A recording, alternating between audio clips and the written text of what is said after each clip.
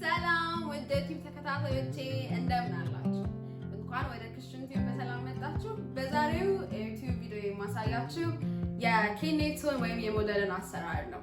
ኬኔቶ ለመስራት በዋናነት 3 ደረጃዎች አሉት። መጀመሪያ መቁላት፣ ሁለተኛው መቀቀል፣ ሶስተኛው ደግሞ አጥልለን በቃ ማስቀመጥ ማለት ነው። ለዚህ ኬኔቶ ወይም ሞዴል ለመስራት የሚያስፈልጉኝ ነገሮች አሳያችኋለሁ። በዋነኝነት የሚያስፈልገን ገብስ ነው። ከዛ ሎሚ ያስፈልገናል፣ ከዛ እርሾ ያስፈልገናል፣ ማር ያስፈልገናል፣ ስኳር ያስፈልገናል። ብርቱካን መጨመር የምትፈልጉ መጨመር ትችላላችሁ። እኔ አሁን ያገኘሁት ገብስ ትንሽ የተቆላ ነው፣ ነገር ግን ያው አይበቃም። ስለዚህ ግዴታ መቁላት አለብኝ ማለት ነው።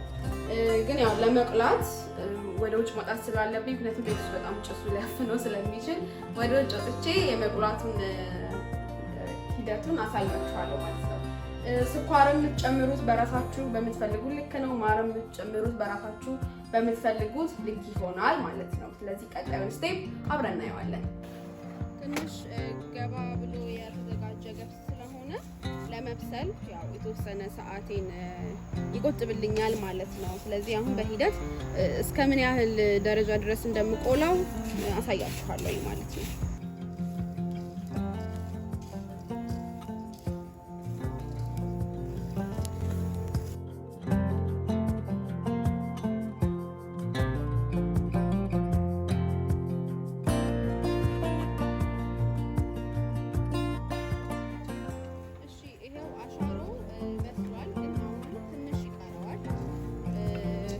እንደምታዩ ጭሱ ማለት ነው ከግቢው አልፎ ሰፈሩን እንዳለ አዳርሶታል። ይሄ ቤት ውስጥ በፍጹም መቆላት የለበትም። አንደኛ ሽታው በጣም ነው የሚያስጠላው። ሁለተኛ በየቤታችን እንግዲህ አላርም ሲስተም አለ፣ እሱ ስለሚጮህ አያስቀምጠንም።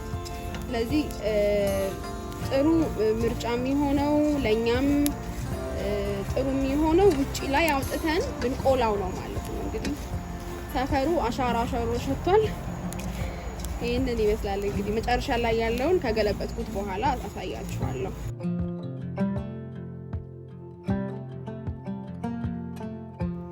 እሺ ተከታታዮቼ ገብሱን ቆልቼ ጨርሻለሁኝ እና በዚህ ብረት ድስት ነው የምቀቅለው። ሁሉን በዚህ በኩል በዚህ አድርጌዋለሁ ማለት ነው። መጀመሪያ ላይ መጠኑን አልተናገርኩኝም ምን ያህል እንደ መቆላና ይሄ 2 ኪሎ ከግማሽ ነው። 2 ኪሎ ከግማሽ ነው። መጀመሪያ ላይ በዚህ ሙሉ አድርገውና ከዛ በኋላ እንዴት ነው ተጨማሪ ውሃ ያስጨመረኛል ብዬ አስባለሁ። ምናልባት በዚህ 2 ጊዜ መቀቀል ይመስለኛል። ውሃውን ከሞላው በኋላ መልሰን እንገናኛለን።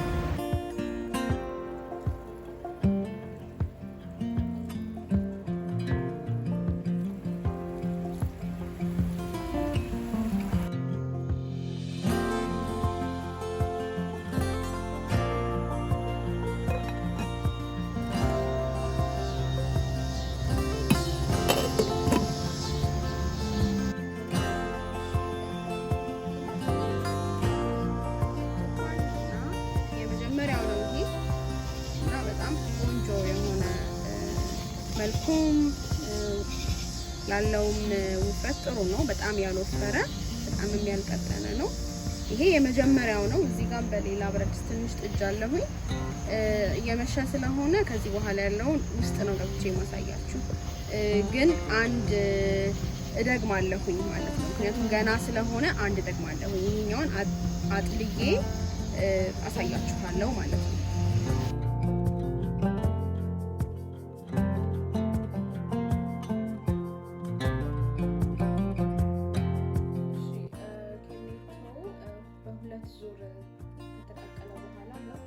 በዚህ ሆኗል። 2 ኪሎ ከግማሽ ነው የቆላሁትና የቀቀልኩት። ግን ይሄ እቃው 16 ሊትር ነው። ስለዚህ እስከዛ ድረስ ይሆናችኋል ማለት ነው። ይሄው እንደምታዩት ነው። በጣም አልቀጠነም፣ በጣም አልወፈረም። ስለዚህ እርሾ ለማድረግ የምናደርገው በሌላ እቃ ትንሽ ከዚህን ቀንስና ወደዚህ እናደርጋለን። ምክንያቱም እርሾ እዚህ ውስጥ አንጨምርም። ማሩን ስኳሩን እዚህ ውስጥ አንጨምርም። በሌላ እቃ አድርገን በጥብጠን ነው ወደዚህኛው የምናደርገው እና በጣም ትኩስ ስለሚሆን እዛም ላይ መጠንቀቅ አለባችሁ። ቅድም መጀመሪያ ላይ የጠቀስኩላችሁ የሚያስፈልጉን ነገሮችን ከታልን። እርሾ 2 ማንኪያ በዚች ማለት ነው። ማር የኢትዮጵያ ማርና ያው እዚህ ሀገር ያለ ማር ብዬ ሁለቱንም ነው የማደርገው።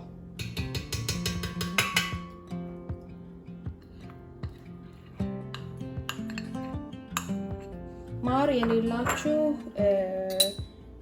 ትንሽ ስኳርና ትንሽ ኮካ መጠቀም ትችላላችሁ።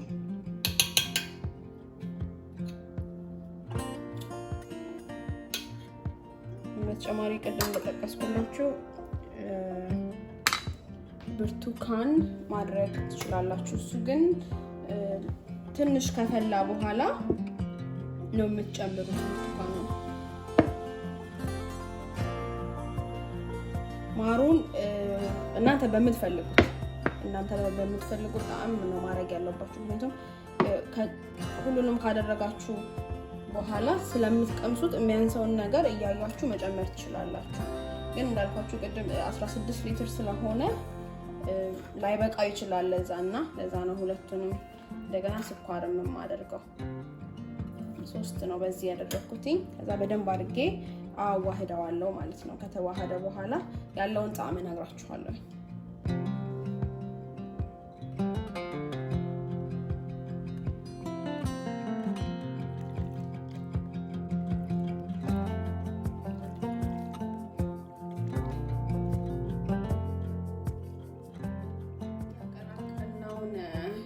በእርሾ በማር በስኳር እነዚህን ጨምረውና እናዋህደዋለን በደንብ ማለት ነው። ጣፋጭነቱም እኔ በምፈልገው መጠን አድርጌዋለሁኝ። አሁን ሎሚ ጨምራለሁ። እንደዚህ ትንሽ እየጨመቃችሁ ይሄንን ማጠብ እንዳትረሱ፣ ምክንያቱም ውስጥ ነው የምትከቱት።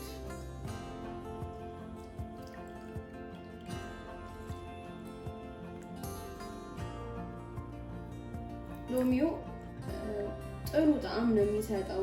ምናልባት ከዚህ በፊት መረር ጠጥታችሁ ማታውቁ መውደዱን ሲጠጣ ሎሚው የሆነ የመቆንጠጥ ኦር ምላስ ላይ የሆነ አይነት ፍሌቨር አለው እና ሎሚው ነው የሚመስለኝ ያንን ጣዕም የሚሰጠው እና በጣም ደስ ይላል። በተለይ ያ ቀዝቅዞ ሲጠጣ በጣም ነው ደስ የሚለው እና ይሄ እንደዚህ ከሆነ በኋላ እናስቀምጠዋለን 3 ቀን ወይ 4 ቀን። ያው ያለሁበት አካባቢ በጣም ሙቀት አለ። ምናልባት 3 ቀን የሚፈጅበት ይመስለኛል ጥሩ ጣዕም ለመስጠት።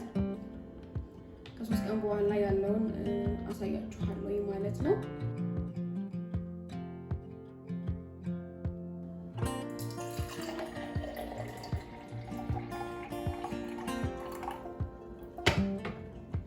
በድጋሚ እንደምን አላችሁ ዩቲዩብ ተከታታዮቼ። ከባለፈው የመጀመሪያው የኬኔቶን ስቴፕ አሳይቻችሁ ነበረ እና ከ3 ቀን በኋላ ነው ጥሩ ጣዕም ሊኖረው የሚችለው እና ከ3 ቀን በኋላ ይሄው እንደምታዩት ሲቀዳም በጣም ደስ ይላል። በጣም አልቀጠለም፣ በጣምም አልወፈረም እና በባለፈው እንደነገርኳችሁ በቀደመው ቪዲዮ እንደነገርኳችሁ እንደፈለጋችሁ ላይክ ብርቱካን ማር ማድረግ ትችላላችሁ በምትፈልጉት መጠን ማለት ነው።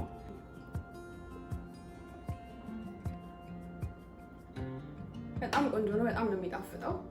ፍሪጅ ውስጥ አድርጋችሁ ቀዝቀዝ አድርጋችሁ መጠጣት ትችላላችሁ። አመሰግናለሁ ስለተከታተላችሁኝ። ክሽን ቲዩብን ላይክ፣ ሼር፣ ሰብስክራይብ በማድረግ የቲዩባችን ቤተሰብ ሁኑ። ሰላም ሁኑ።